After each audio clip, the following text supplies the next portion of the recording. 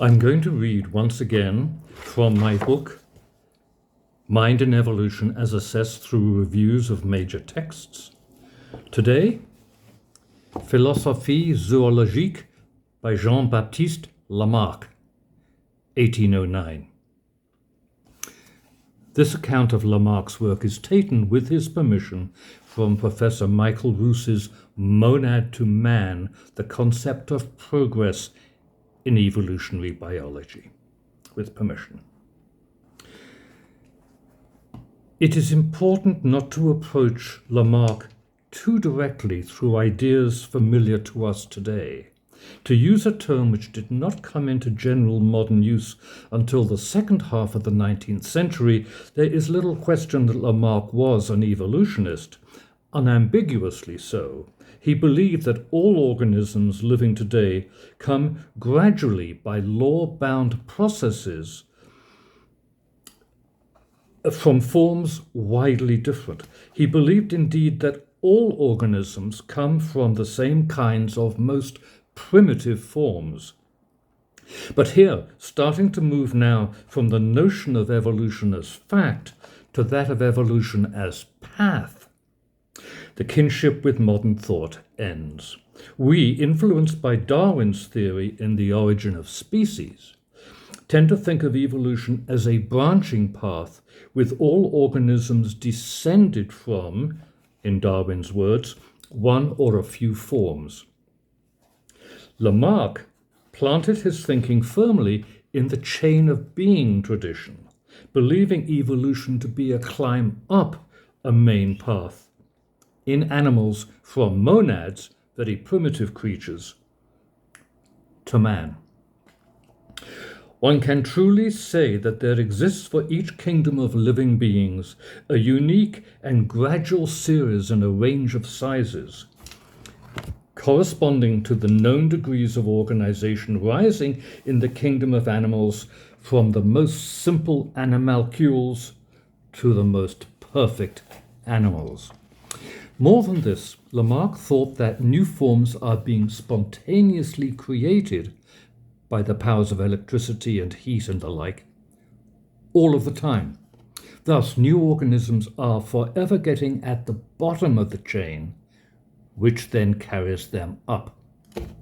In fact, as we move now towards evolution as theory, we find even more complexity in Lamarck, quite apart from the fact that he believed in a separate chain for plants.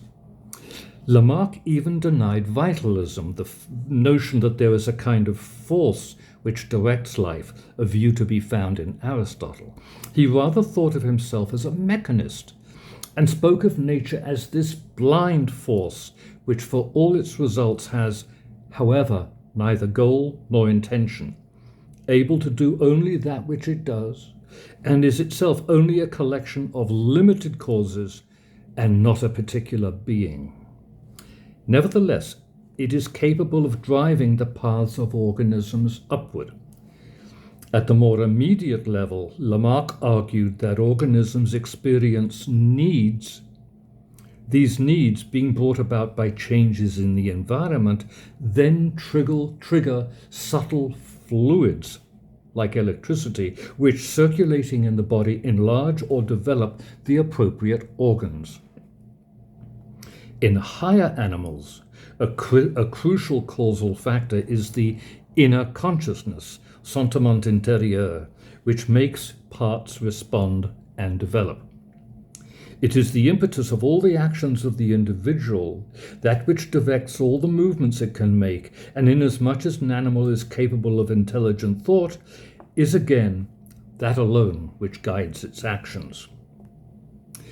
Then, overlaid on this upward drive, Lamarck located a secondary mechanism, the one everybody knows of, and which indeed now carries his name, Lamarckism, the inheritance of acquired characteristics.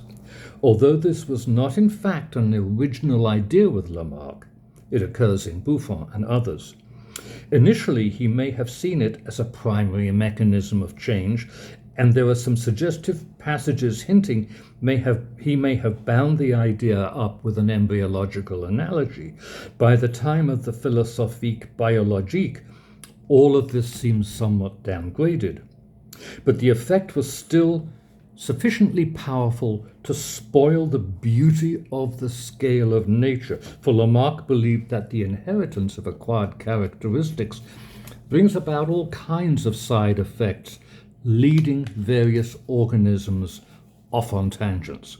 Although his own diagram was inverted from Darwin's, he was on the way to making the tree metaphor become inseparable from the history of evolutionism.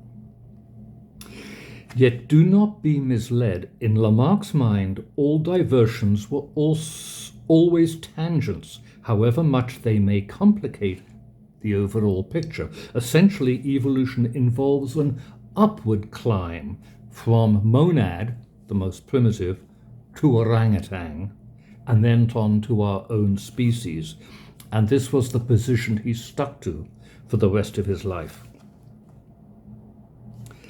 Lamarck and progress in nature. It has to be admitted that there is something very suggestive about the timing. For 2,000 years, there is stasis on the organic origins front. Both progressionism and evolutionism were blocked by Greek thought and Christian theology. Then, just at the point and the place where people start to preach the virtues and inevitability of upward social change, the French Revolution, biologists start to talk about the virtues and inevitability of upward organic change. But suggestiveness is not enough. We must dig more deeply. The story of Lamarck's life provides lots of straw for our bricks. Politically, Lamarck was forward-looking, endorsing moderate change and reform, and optimistic about the possibility of progress in improving social and political conditions. Certainly, his personal life confirms that Lamarck hardly fitted a conventional conservative mold.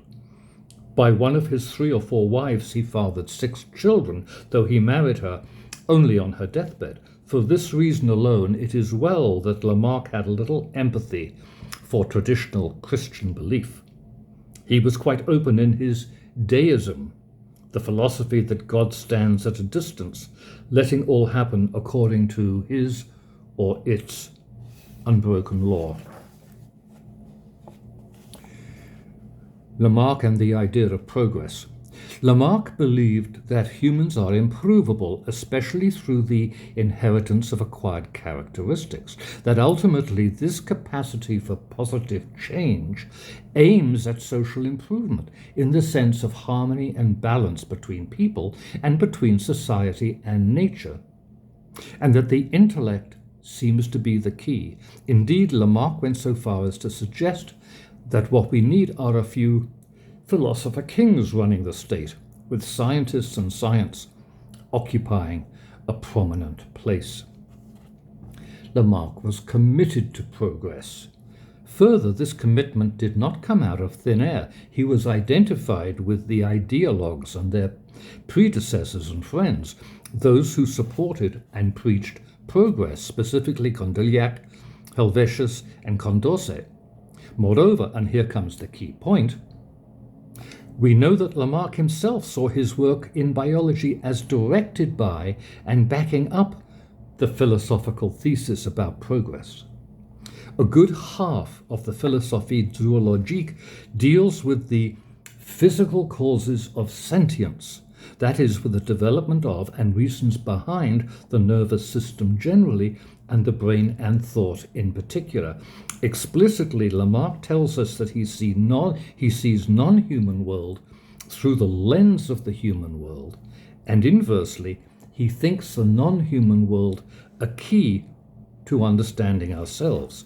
Change in the human world echoes change elsewhere, and vice versa. The French view of culture posited a kind of upward movement fueled by the development of ideas as needs arise and by their subsequent direct transmission. It is precisely the biological equivalent of this view that Lamarck proposed. I'm reading a heading here. Association with Lamarck brands evolution as pseudoscience. You may wonder why Lamarck was not widely accepted. Well, there's good reason. Lamarck was, and was regarded by his contemporaries, a real Dr. Jekyll and Mr. Hyde of the professional popular division. Some of his work was praised by all as precisely that which one expects of a professional scientist focusing on organisms. It was careful, it was descriptive, it was repeatable, it was useful. It was acknowledged as being of the best quality. I refer specifically to Lamarck's taxonomic labors, including, before he became an evolutionist, his work on botany, and after he became an evolutionist, his massive treatise on the invertebrates. But there was another side to Lamarck, and here he developed a reputation for being very unsound, and with good reason, for he was wildly speculative, flew in the face of solid empirical evidence, and predicted in ways that were not simply wrong, but embarrassingly so. In chemistry, Lamarck adopted the pre-Lavoisier theory of 4 elements, earth, air, fire, and water, and persisted through his career in using them to explain everything from sound to magnetism, from color to organisms, despite near definitive evidence as to the untenability of his initial premises. In meteorology, where Lamarck really thought he was a founding genius, he speculated on the influence of the moon and made proclamations that truly must be judged pseudo-predictions, the inadequacy of which became apparent to all, including an irate Napoleon, after much state expenditure. And in geology, likewise, Lamarck was much given to wild speculations. Again, the moon was a key operative factor, this time in swirling water around the globe, thus causing mountains to be built from the precipitates of organic remains within the waters. Lamarck's evolutionism fell firmly into the speculative branch of his labors, and was seen as such by his contemporaries, who, as professionals, responded for many years with, at the Institute, professional silence, and at the Collège de France, public scorn. They regarded his evolution as being, in major respects, part and parcel of his ridiculous chemistry and geology and more, which it was. To suppose spontaneous generation was to fly against both conventional biology and conventional chemistry. To suppose that all change comes through needs and environmental pressures is to suppose an ongoing changing Earth as predicted by Lamarck's geology. To suppose, unfortunately, to suppose evolution after the fashion of Lamarck was simply not to suppose professional science.